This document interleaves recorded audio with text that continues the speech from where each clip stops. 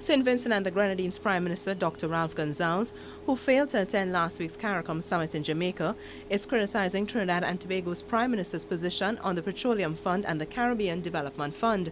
At the summit last week in Jamaica, the TNT Prime Minister, persad-bissessar, called for greater accountability and transparency when it comes to the Petroleum Fund, and even went so far as to suggest that it could be used to offer medical care for ill children and other issues affecting the CARICOM population.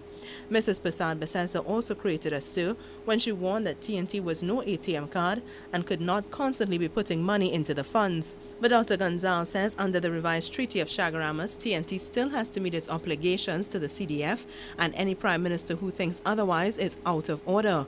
The St. Vincent Prime Minister, who sent a Foreign Affairs delegation to the CARICOM summit in his absence, also said that there appears to be some confusion among governments with regards to the operations of the Petroleum Development Fund and the Caribbean Community Development Fund.